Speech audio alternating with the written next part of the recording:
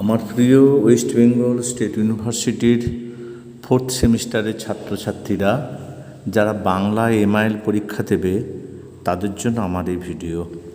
তোমরা জানো যে তোমাদের বাংলাতে ইউনিট 4টে থাকে, সেই 4টে ইউনিট থেকে 4টে প্রশ্ন 10 নম্বরের করতে হয়, আর লাস্টের থেকে 2টো টিকা করতে হয়, অর্থাৎ প্রতিটা প্রশ্নের মান থাকে 5 করে। আর প্রথম ইউনিটগুলো যেটা 4টে ইউনিট, ওগুলো প্রতিটা প্রশ্নের মান থাকে 10 করে। তোমাদের প্রথমে থাকে নাটক। এই নাটক থেকে একটা যে কোনো করতে হয়। 17টা নাটক আছে, মানে নাট্যকার আছে।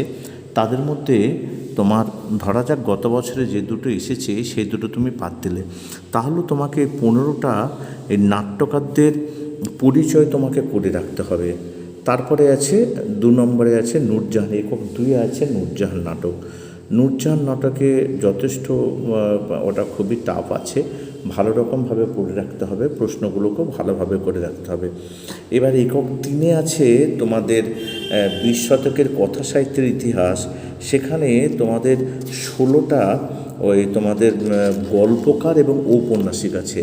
এবার 16টা মানে অ্যাকচুয়াল হিসাব মতো 16 দুগুণে 32, তোমাকে গল্পকার হিসাবে দিয়ে দিতে পারে, ঔপন্যাসিক হিসাবে দিয়ে দিতে পারে। যেমন রবীন্দ্রনাথ ঠাকুর, গল্পকার রবীন্দ্রনাথ আসতে পারে, অথবা ঔপন্যাসিক রবীন্দ্রনাথ। সেরকম বিভূতিভূষণ, প্রভাত কুমার মুখোপাধ্যায়, তারাশঙ্কর বন্দ্যোপাধ্যায়, এই সমস্ত মানিক বন্দ্যোপাধ্যায়, প্রত্যেকটা আশাপূর্ণা দেবী, মহাশ্বেতা দেবী, এরা গল্পকার এবং ঔপন্যাসিক দুটো হিসেবে আসতে পারে। সেই হিসেবে তোমাদের 16 দুগুণে 32। গতবারে তোমাদের 2টো এসে গেছে, তা 2টো বাদ দিয়ে তোমাদের 14টা থাকে। এই 14টা তোমাদের করে রাখতে হবে। কিভাবে করবে দেখো, তোমাদের ধরো এই গল্পকার হিসাবে রবীন্দ্রনাথ, আবার ঔপন্যাসিক হিসাবে রবীন্দ্রনাথ, দুটো তো আলাদাভাবে করা সম্ভব নয়। ইন্ট্রোডাকশনটা আর কনক্লুশনটা গল্পকার ও ঔপন্যাসিকে তোমরা চেঞ্জ করে রাখবে। আর গল্পকার রবীন্দ্রনাথের কী কী গল্প লিখে গেছে সেগুলো জেনে রাখবে, ঔপন্যাসিক রবীন্দ্রনাথের কী কী উপন্যাসগুলো লিখে গেছে সেগুলো জেনে রাখবে। শুধু যদি গল্পকার আসে সেইভাবে চেঞ্জ করবে, উপন্যাসিক আসলে শুধু উপন্যাসগুলোকে, গল্পকারগুলোকে বাদ দিয়ে উপন্যাস লিখে বাকিটাকে চেঞ্জ করবে। আর ইন্ট্রোডাকশন কনক্লুশনটাকে চেঞ্জ করে রাখবে, এছাড়া বিকল্প রাস্তা নেই। পরেরটা আমি বলে দিই, তোমাদের মোট আছে 8খানা গল্প। এই ছুটি, পোস্টমাস্টার, দামকানে, নির্বুদ্ধিতা, এক রাত্রি, কাবুলিওয়ালা, দেনা পাওনা, মণিহারা, তোতা কাহিনী।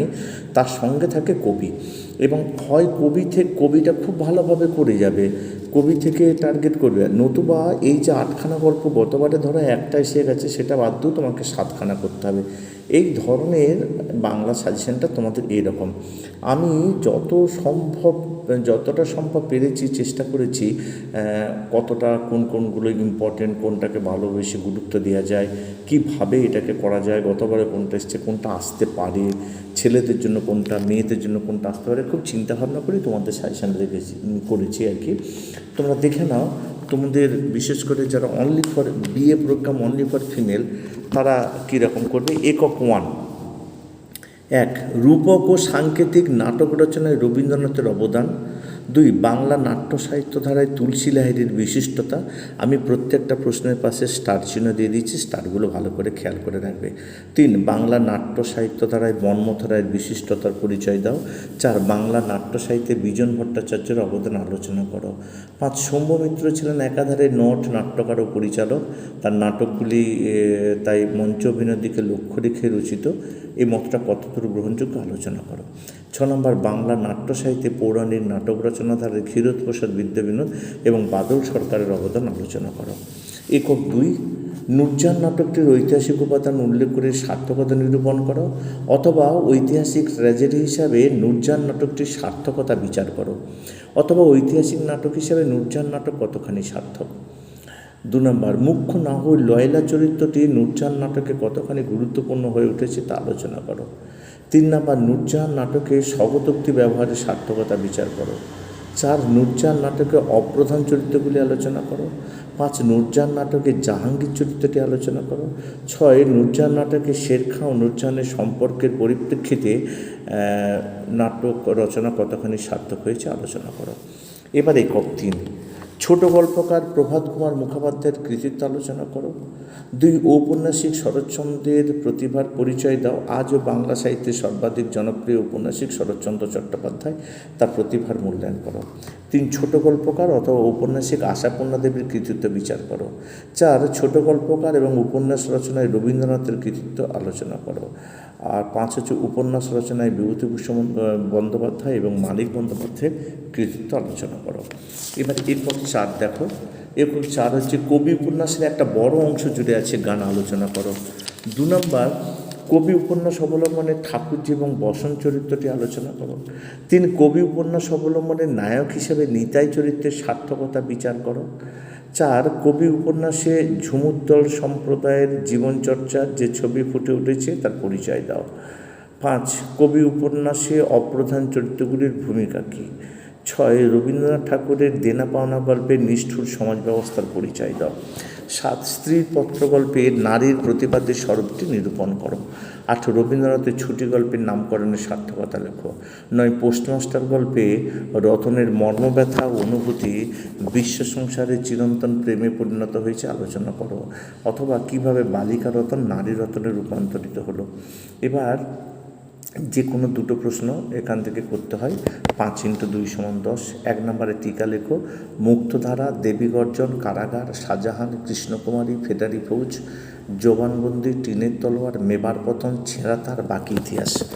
2 নম্বর না মহাবত খা আমায় বধ করো, উত্তরটি কে কাকে কোন প্রসঙ্গে বলেছেন, সবই নূরজাহান থেকে, এগুলো একটু ভালো করে করবে। 2 আমার জীবনে একটা গভীর শূন্য গহ্বর, বক্তাকে প্রসঙ্গ উল্লেখ করে উক্তিটি তাৎপর্য লেখো।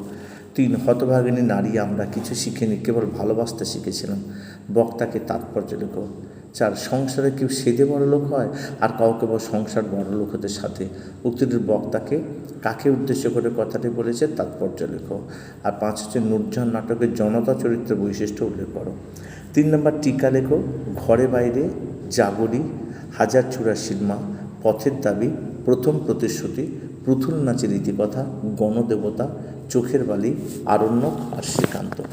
4 কবি কোন শ্রেণীর উপন্যাস। এখানে কবি বলতে কোন চরিত্রকে বোঝানো হয়েছে, উপন্যাসের 2টি মুখ্য নারী চরিত্র এবং কবির সঙ্গে তাদের সম্পর্ক কী লেখো। 5 হচ্ছে কবি উপন্যাসে অপ্রধান চরিত্রগুলির ভূমিকা আলোচনা করো। 6 জীবনে যা মিটিল না কো মিটবে কি হাই তাই মরণে, বসন্তের মৃত্যুতে নিতাইয়ের এই উপলব্ধি আলোচনা করো। আর 7 হচ্ছে কবি উপন্যাসকে কি আঞ্চলিক উপন্যাস বলা যায়। তোমাদের জন্য এই সাজেশন অবশ্যই তোমরা তোমাদের বন্ধুদের মধ্যে শেয়ার করে তাদেরও জানতে সাহায্য করবে। আর একটা কথা, যারা এখনও পর্যন্ত আমার চ্যানেল সাবস্ক্রাইব করোনি তারা অবশ্যই চ্যানেলটিকে সাবস্ক্রাইব করে পাশে থাকা বেল আইকনটিকে বাজিয়ে সকল নোটিফিকেশন অন করে রাখবে, যাতে এই ধরনের যে কোনো সাজেশন, যে কোনো নোটস তোমাদের কাছে প্রথম পৌঁছে যায়। আজ এই পর্যন্ত, আবার দেখা হবে পরবর্তী কোনো ভিডিওতে।